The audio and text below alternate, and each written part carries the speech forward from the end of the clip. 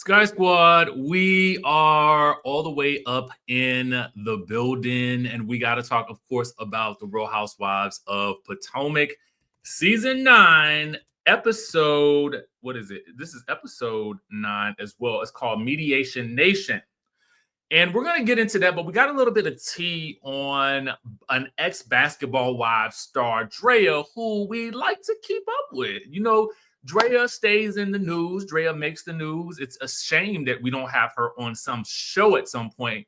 But I'm assuming Draya says, I want to stay out of the drama. But unfortunately for Draya, she's still in it. According to our friends over at its_on-site. Be sure to like, follow. Let me make sure I like the post. Boom. Okay, so basically, the sheriff has been called in Draya Michelle and ex-boyfriend Tyrod Taylor's fight over the Los Angeles home in an attempt to force eviction. Now, I thought that, you know, Draya was with Jalen, or at least that's who she had the baby by. Are they not together? Does she not live with him? Or does he live with her? Like, I don't really know the ins and outs. This is why we need her on the show, right? Because it's confusing. Let me give you the tea on really what's happening in this situation, okay? So apparently, her ex-boyfriend is an NFL player named Tyrod Taylor. They are in this whole legal situation over a Los Angeles home. Now, apparently, this all got set into motion when the LA County Sheriff's Department was called to the residence to enforce an eviction order filed by Tyrod, which is the ex, okay, by his company on November the 20th. Now, this is per In Touch Weekly. So Draya was away on a business trip. She received the call from the Cheerin's nanny about the sheriff's presence. So she rushed to court, claiming she was never served with eviction paperwork and was blindsided by the legal action. Now, this all stems from something, I think we talked about it before, a verbal agreement between Draya and Tyrod about the purchase of the home, which Tyrod allegedly reneged on. The court has allowed Draya to amend her lawsuit to pursue other legal theories related to the case.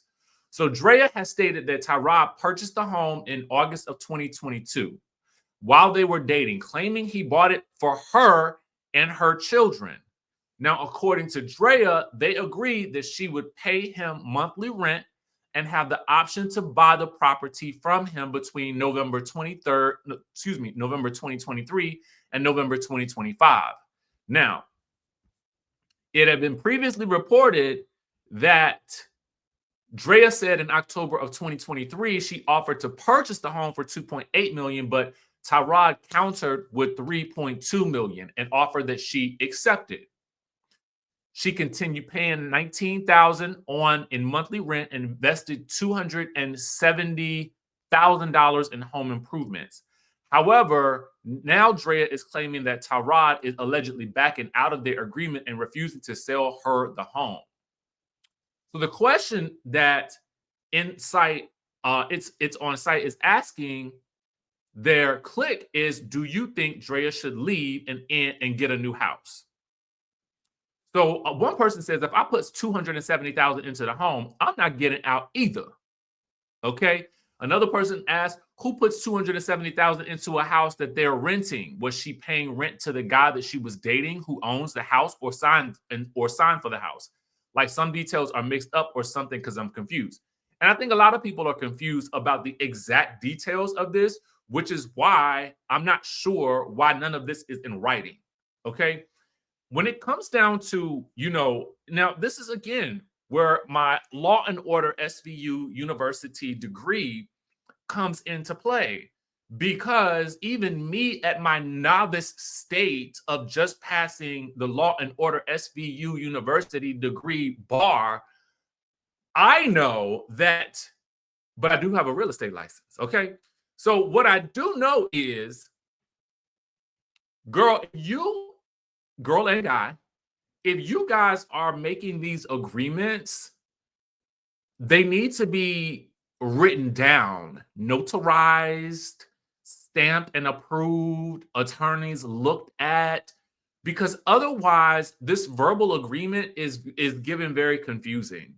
And to be honest with you, then it comes down to he said, she said type situation.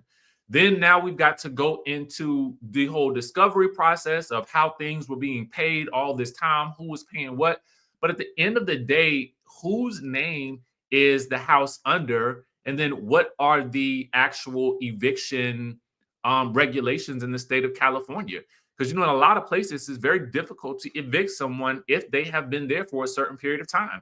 So I don't really know how this is going to play out. All I do know is let this be a lesson that when you make these types of agreements with somebody that you are purely dating or actually even married to, if you want to stake in what you feel like should be rightfully yours at some point, you have got to file the correct paperwork, sign the documents, be on the deed, you know, go into like it all has to have your name on it someplace. And if it doesn't, I mean, if it doesn't, does that mean it wasn't? That's the question. All right, so let's get into the tea of Real Housewives of Potomac, season 9, episode 9. All right, we're doing it for the 9-9. All right. It says in the description, Ashley and Stacey each attend their divorce mediation appointments with strange outcomes, and Kiana and Greg examine their relationship more closely. It doesn't really get to the punchline or the real headline, which is Mia and what she revealed, exposed about just one of Gizelle's daughters. I think that is the most startling piece of information to come out of this episode, and that is buried nowhere near in the description. I guess they were keeping that under wraps. The episode is titled Mediation Nation, okay? And, you know, right off the rip, let's get into the Gizelle and Mia of it all, because this has been building. This has been a buildup, I would say. And, you know, I think for me, when we really reflect on the episode, what would I give it in terms of a my level of enjoyment? I'm going to give it a 9. I'm going to give solid 9. I think that what has been attempted in this current season is a season that feels lighter. And you see the women sort of rallying around each other a bit more. Yes, you still see some shade, specifically if it involves Karen in any way, shape, or form. There is definitely shade being thrown. But what you also see, I mean, and Karen will definitely also shade the girls too. So don't get it twisted. You know, if you toss the ball to her, she's gonna toss it right back to you. Okay, and she might bring a bat versus a tennis racket. But in this instance, I have to ask y'all the question: does the bat that Mia brought, was it what did the punishment fit the crime? That's what we need to really discuss in this situation with regards to Mia bringing up something that Gizelle told her off camera about, you know, one of her daughters allegedly, a boy allegedly being seen on the ring cam, maybe sneaking in the house. What teenagers do. How do we feel about that, right? And I'll tell you how I feel about it after I give you an idea of where I'm at with this season and why I feel like what happened felt out of place. It felt like the punishment was more severe than the crime.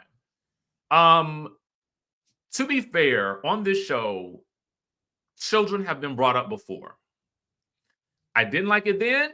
I don't like it now. Let's just say that.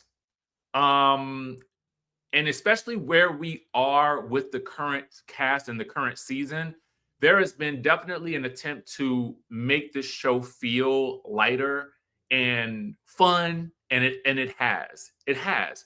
It's been a nice Sunday ride. Like, I feel like Sundays are, you know, how like back in the day when we used to watch Atlanta, I feel like it's just fun TV. You know what I mean? Like, and I have enjoyed it. Seeing the ladies rally around Stacey to try to convince her, like, girl, look at the paperwork. You know, or, as they're finding out information about Michael and Ashley's divorce, those types of things feel like it does feel like a group of girlfriends that sometimes get mad at each other, and sometimes, they, throw little darts at each other. But by and large, it just feels like a cast of women who are friends. It really does.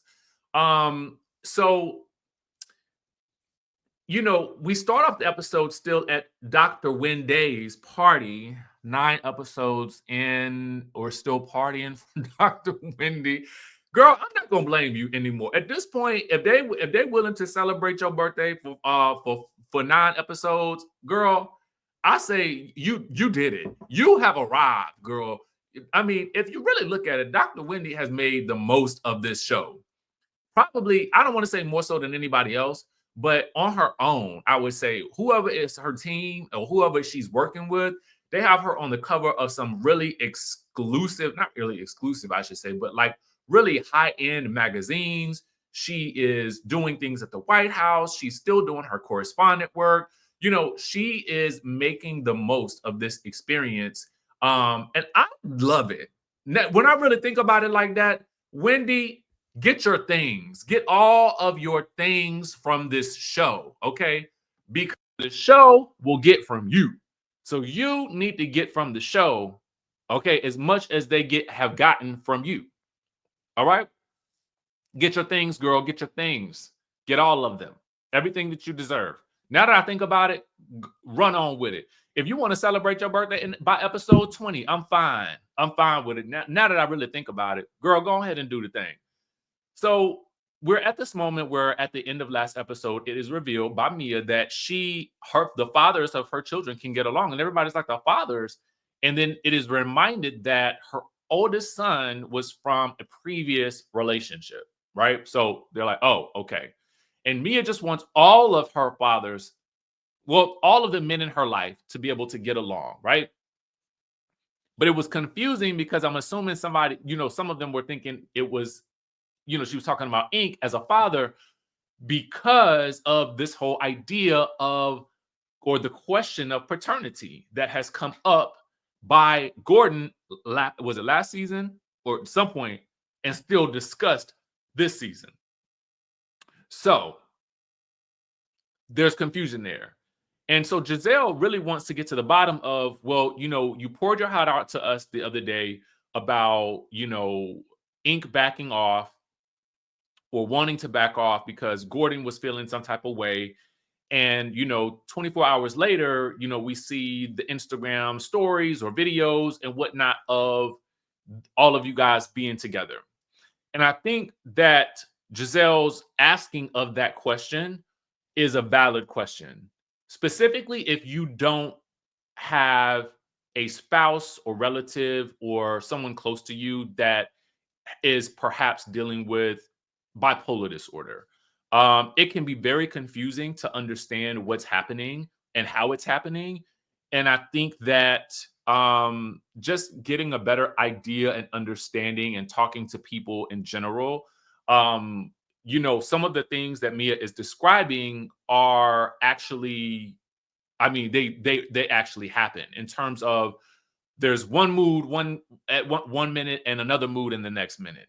And maybe on some level, I think that Gordon is willing to try to make this situation work for his love for Mia and the kids. And there's obviously a desire for her to make it work for her love for Gordon and the kids, but also her desire to move on with Ink. Now, is it reasonable to assume that that situation is always going to play out very well? No, it is not. And I think that Kiana best described it. And even Karen tried to jump in and say, like, hey, why are we attacking her? I think it is, the ladies are asking valid questions. But I think that also, again, Kiana described it best, what Mia is perhaps trying to do. And in that explanation, she also says it's irresponsible because ultimately we know, or we can relatively assume, that Gordon will at some point not like this situation, as has been described previously. So I understood everything about their questioning. I also understood Kiana's response to their questioning, because I thought she wrapped it up very well. The thing that I think is bothering Mia is that it is Gizelle who is asking these questions, because she is still upset because Gizelle made the comment about Mia not doing everything she could to protect her children back in episode 1 of this season at the Hatitude party for Karen. That, I think, has carried over into this space that they are in right now.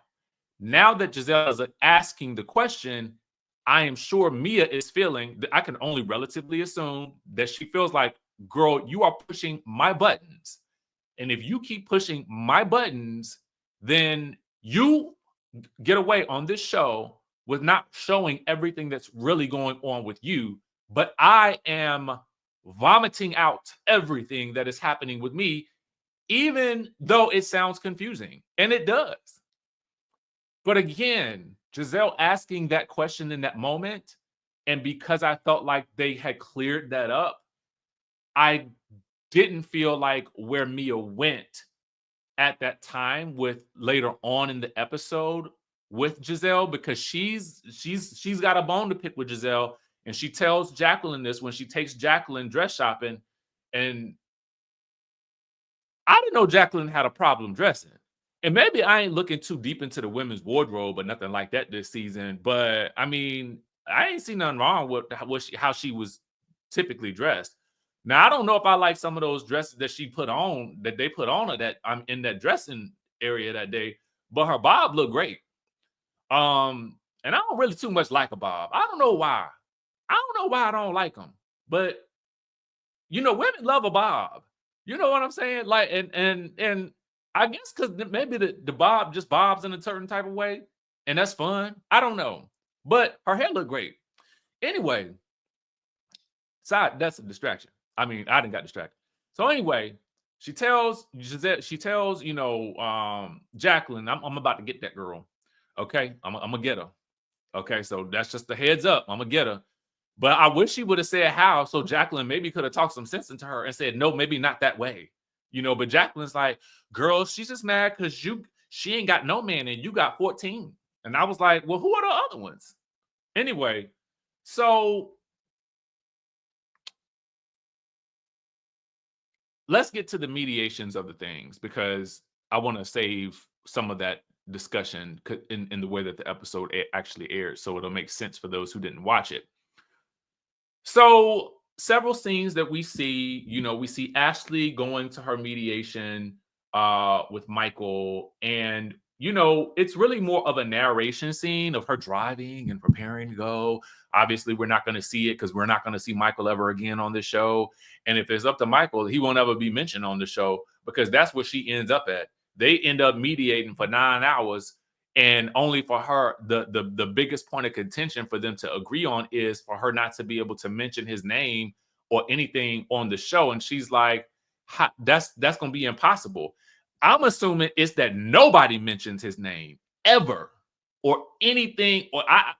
My assumption would be that he be scrubbed from the show. That's what my assumption is. And I'm going to say alleged because, I mean, I don't know. This is my assumption. I could be wrong. But when we talk about in perpetuity, as they discuss later on, when all the girls sit down, I feel like that's what it is. And Ashley's just like, that's just going to be impossible. But I don't run the show. So it's going to have to be up to the lawyers to determine what happens next, right? We see a scene with Kiana and her man. I have to tell you guys the truth. Like, I love Kiana. I love her confessional. That pointy shoulder thing, bravo, baby. Bravo, give us fashions. But in terms of what we see with her relationship, I just don't ever really understand what we're supposed to be seeing, right? What picture are we painting of him? that the audience is supposed to get. Because it seems like there's always some bit of annoyance, like he's annoyed with her in some way, shape, or form. And it seems like she's just always letting him know that she's not going to change. Like, I'm just gonna like, okay. I mean, that's fine. I'm glad we are able to see her relationship.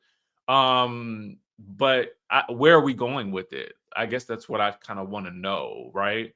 And I do like her in general, and I wish that she were at some of the group scenes. But I don't know. I don't know what happened to her. I don't know where Jazzy was this episode outside of the Wendy thing. So whatever. The next scene that we see is a scene with all of the ladies coming together, well, the OGs. I'm going to, at this point, kind of call Wendy, Dr. Wendy, an OG in this situation because she's treated as such. We know that if Robin was there, it would have been Robin and not Wendy, right? It would have been Robin, Gizelle, Karen, and Ashley. But I'm so happy that they included Dr. Wendy in that mix. And it's just nice to see that level of like friendliness, you know what I'm saying, amongst the group. Like, yeah, we love the shade, but we also like to see these types of moments too, because they really came together for a reason. And that's where they learn about Ashley's situation and what she wants. And Karen ascertains that Ashley actually has a bargaining chip for some income for the rest of her life in the form of alimony. If you don't want me to speak about you in perpetuity on this show, then you're going to need to cough up some money in order to keep me quiet. That, I think, is what Karen was saying. Okay? That's what I think she was saying. So, there you have it, right? So, Stacy gets there and she arrives and she tells the girls that Gizelle is also charcuterie board. But if you want to say charcuterie, I'm cool with it too. Because I know what it is. And I love them. Okay? Anyway. Stacy arrives. Sometimes when I watch Stacy, I feel like I'm watching the episode. I mean, I'm watching the movie Clueless, and that's one of my favorite movies. So that ain't no dig, right? That's actually, I mean, it's a beautiful thing because, listen, every household is run differently. Okay, I mean, so when Dr. Wendy is in agreement that, girl, I don't know where the mortgage is paid either. Because Stacy arrives and like, I haven't paid a bill in 15 years. So I don't know where this money was. I don't know what's going on. Now, I don't necessarily have a problem with one person taking over the role if you trust them, right? Of these things. But the problem comes in, I think, now, granted, if you want to be all up in the bills, I feel like I can't manage everything, right? So for me, I'm like, if you want to take care of those things, if you like it, fine, have at it. Okay, I trust you, and I actually get it works, right? You could be in a situation where it works, but what is problematic here is that Stacy says that she finds out things are in her name that she didn't know were in her name. Now, to me, that's where we got a problem.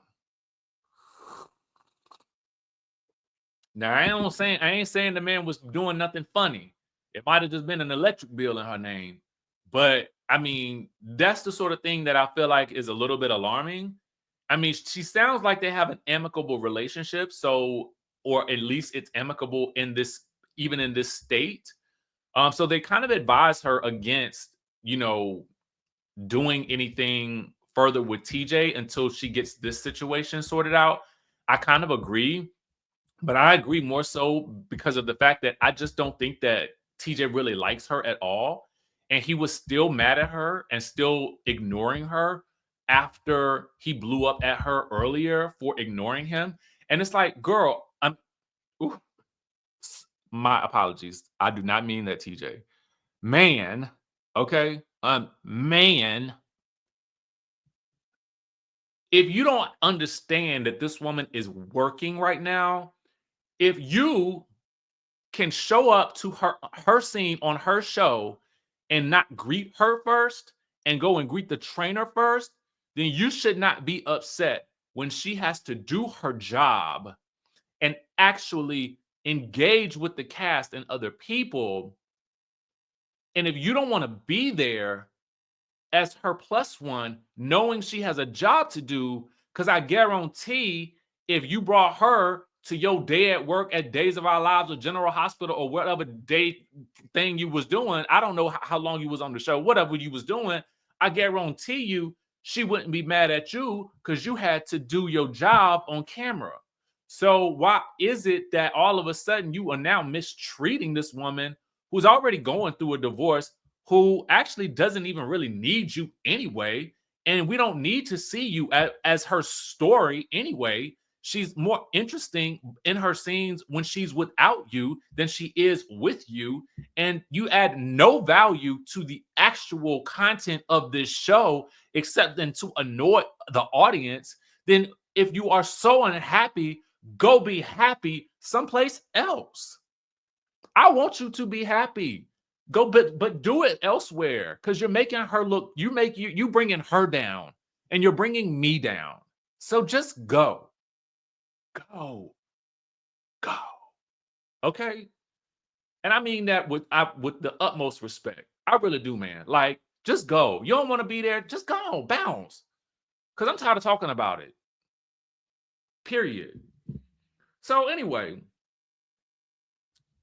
Ashley, we get a scene with Karen sitting down with her daughter, and it was nice. We also get a scene with Gizelle talking to her daughter Grace, and it was nice to kind of see like the OG daughter of it. I'm noticing a couple of some patterns that I see that production is doing that I feel like there are parallels, and because of these parallels, it's more impactful what Mia does in this scene later, because we see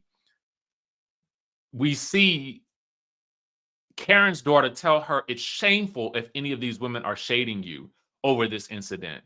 We see Gizelle talking with Grace about losing her father. So these scenes are very impactful in respect to what Mia will say about Gizelle and her daughters. We don't know which one, and I don't want to know, because I don't even want to be talking about it. Because here's the thing, two things can be true. Is Gizelle probably more guarded than most of the cast with regards to her life? Yes. Has she gotten away with that for a very long time? Yes. Has she also done some things that I have not liked in the past? Yes. Did she deserve what was said in that moment? To me, no. So Mia arrives at Ashley's Scaling the Walls event, okay, as Quad would say. And, she lets Gizelle know right off the bat, I need to talk to you. Now, granted, that conversation she tried to have it in private, but the cameras are going to be like, girls, something's about to happen. And so everybody ends up coming over, and she lets Gizelle know, like, hey, listen, this is my problem. I didn't mind where she started, because I felt like you're valid here. If I come to you and I pour my heart out to you, and I'm being open, as is my job on the show, when you come to me later, supposed to be my friend, if you have concerns about me, you've not one time picked up the phone and called and asked about how I'm doing. But you want to bring my issues continuously to the group. You want to bring your issues with me about my story to the group. It's like, why are you coming for me? If she had left it at that, she could have just simply implied, I am actually more authentic or open about my life to this group than you. And everybody here knows that. And there are certain things that I know that you would not want shared that I could reveal to the group to prove exactly what I'm saying, but I won't. That should have been, in my opinion, what she did. But I knew when I saw it happen, I said, Mia, this is not going to play out well for you. It's not going to, because I know where the women are now with this show. They want to keep things light. They want to keep the shade light. They want to just, you know, they wanted to feel like fresh and they wanted to feel fun. You can tell everybody from production to the network to the cast is, for the most part, keeping things relatively copacetic, right? So I knew in this moment that, again, I did feel like I understood that Mia meant you're not telling us everything, but that wasn't your thing to tell. Now, if this were another season and it has been somebody else's child, it might have been spilled. That tea might have been spilled. But I think in this current season of where they are, it doesn't match where I think the show is trying to go, which is why I think that Gizelle in that moment took it in stride, because Mia was like, sometimes we need to be humbled and we need to remember these things. Because at first Gizelle was like, that never happened.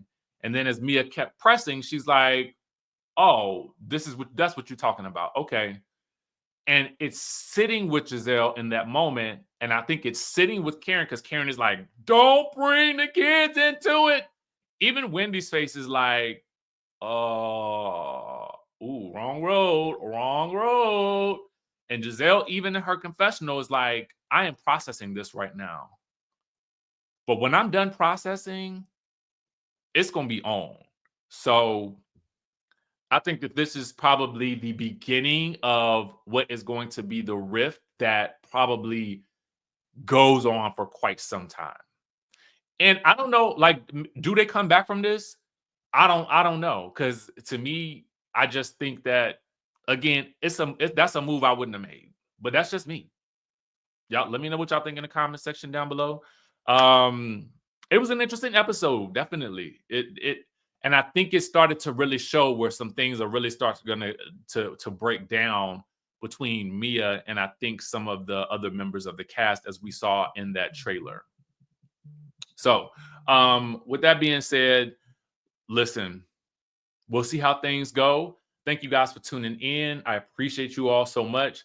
Make sure you guys subscribe to the channel, hit that notification bell button, leave us a comment down below, and we'll catch you in the next video. Oh, and of course, we got to talk about Married to Medicine later on, baby. There is so much going on with Married to Medicine right now. Y'all are, I mean, my mind is actually blown.